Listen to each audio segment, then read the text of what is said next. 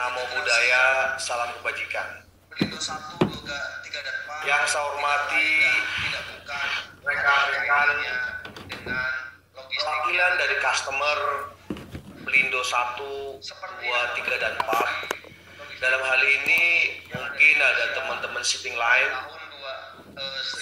di sini. Saya yakin, saya berharap teman-teman mungkin Ratus, Tanto, Temas, CTP, Spil, dan semuanya saya nggak bisa sebut satu persatu.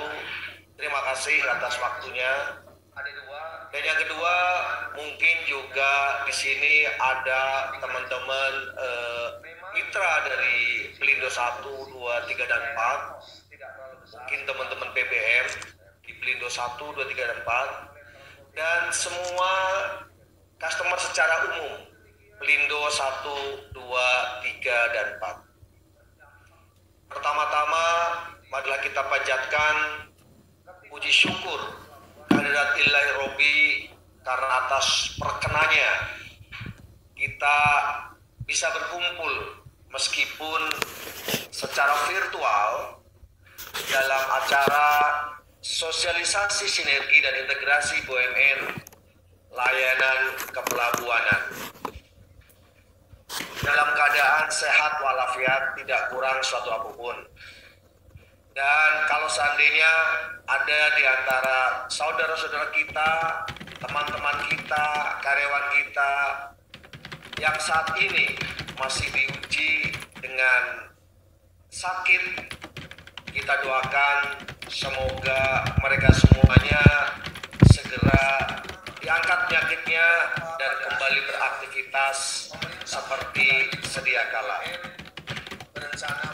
Bapak Ibu yang saya hormati, pada pagi ini yang cerah ini, kami dari Pelindo 1, 2, 3, dan 4 dan saya selaku Ketua OSI akan menyampaikan bahwa seperti yang mungkin teman-teman semuanya sudah mendengar, bahwa pemerintah melalui Kementerian BUMN sudah memutuskan akan dilakukan integrasi atau dilakukan merger antara Pelindo 1, 2, 3, dan 4 yang insya Allah kalau seandainya tidak ada aral melintang, tidak ada hambatan, akan dilaksanakan pada tanggal 1 Oktober 2021. Bapak Ibu yang saya hormati, bahwa program ini sebenarnya program yang sudah sangat lama, yang mungkin kejadian ini adalah nggak tahu yang keberapa. Namun demikian bahwa rencana pemerintah untuk menggabungkan Pelindo 1, 2, 3, dan 4 sudah sekitar 10-15 tahun yang lalu. Namun sampai hari ini belum terlaksana, dan semoga dengan pemerintah saat ini rencana program dapat dilaksanakan. Apa yang melatar belakangi kenapa pada akhirnya pemerintah memutuskan untuk mengintegrasikan Pelindo 1, 2, 3, dan 4 tidak lain dan tidak bukan adalah kaitannya dengan logistik yang ada di Indonesia. Seperti yang Bapak Ibu ketahui, logistik cost yang ada di Indonesia pada tahun 2018-2019 adalah sekitar 23,sekian%, di mana di dalamnya sekitar 2,8% adalah kontribusi dari air, di mana air tersebut ada dua, yaitu pelabuhan dan juga dari shipping line sendiri. Memang pelabuhan kontribusinya dari sisi cost, direct cost tidak terlalu besar, sekitar 1,4%. Dan yang besar itu adalah land transportation dan juga dari inventory. Namun demikian, ketidakperforman dari suatu pelabuhan berdampak kepada inventory yang lebih besar. Ketidakperforman dari pelabuhan berdampak juga kepada land transportation yang lebih besar. Dan saat ini pengelolaan Pelindo 1, 2, 3, dan 4 masing-masing, di mana mana Pelindo 1, 2, 3, dan 4 juga memiliki capability yang berbeda-beda. Dari sisi keuangan, dari sisi experience, dari sisi people. Hal ini berimbas kepada, saya yakin, terjadinya perbedaan pengoperasian, perbedaan performance, dan yang pada akhirnya berakibat juga ketidakefisienan dari mata rantai logistik, khususnya di bidang kepelabuhanan. Inilah salah satu alasan utama kenapa pada akhirnya pemerintah melalui Kementerian BUMN berencana melakukan integrasi Pelindo 1, 2, 3. Dan tentunya pada saat setelah di merger nanti, diharapkan layanan kepelabuhanan akan lebih bagus, di mana akan terjadi standarisasi operasi layanan antar pelabuhan. Dan yang kedua adalah secara otomatis apabila pola operasi sudah standar, diharapkan terjadinya peningkatan kapasitas. Ini yang sangat-sangat penting, dan tentunya dengan komunikasi yang bagus dengan seluruh stakeholder, termasuk ke pemerintahan, kita harapkan akses dari dan ke pelabuhanan tentunya akan lebih bagus. Bapak Ibu yang saya hormati, tentunya pertanyaan-pertanyaan selaku customer pasti bagaimana nanti biaya-biaya yang akan terjadi seperti apa.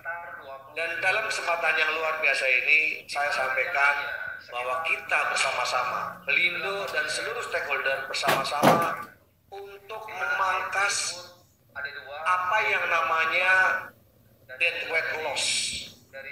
Deadweight loss tersebut adalah suatu biaya-biaya yang dikeluarkan akibat ketidakefisienan. Contoh misalnya, dalam satu pelabuhan yang tadinya kapal untuk sandar diperlukan waktu sehari karena tidak cukup bagusnya pelayanan, maka dilayani lebih dari 1 hari. Bahkan ada yang 3, ada yang 4 hari. 3-4 hari inilah yang saya sebut deadweight loss. Inilah yang sama-sama kita harus buang, karena ini merupakan lemak-lemak yang tidak baik. Bukan biaya langsung, tetapi adalah biaya-biaya yang pasti akan ditanggung oleh semuanya. Deadweight loss inilah yang menjadi tugas kita, tidak hanya kami dari pengelola pelabuhan, tetapi juga dari seluruh stakeholder yang ada dalam bisnis atau dalam rangkaian kepelabuhanan ini.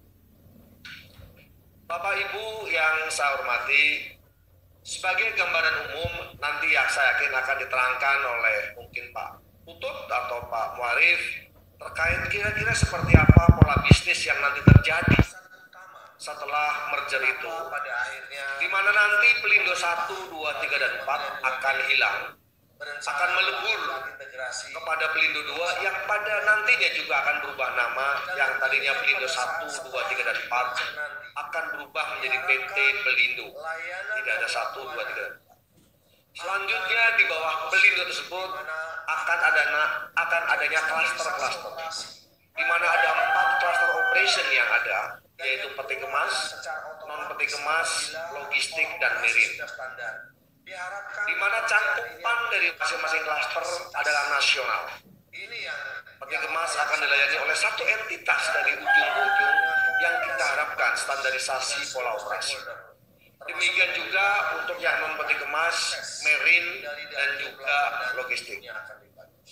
Ini diharapkan akan menjadikan kegiatan logistik khususnya yang bagaimana nanti dalam pelabuhan akan lebih bagus, dan tentunya akan dapat direspon positif oleh teman-teman semuanya. Pemerintah memutuskan. Mungkin itu saja yang dapat kami sampaikan sebagai gambaran umum yang saya harapkan teman-teman nantinya pada saat ada penjelasan dari teman-teman yang lain dan juga dilanjutkan dengan sesi tanya jawab, semoga bisa memberikan pemahaman yang lebih bagus.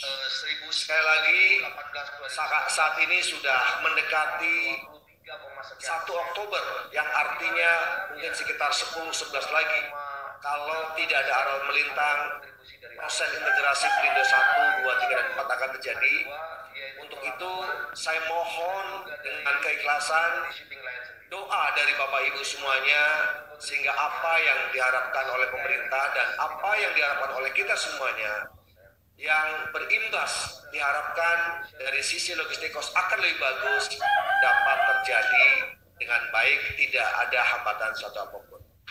Demikian yang dapat kami sampaikan. Mohon maaf kalau ada kata-kata yang kurang pas. Billahi taufik wal hidayah. Assalamualaikum warahmatullahi wabarakatuh.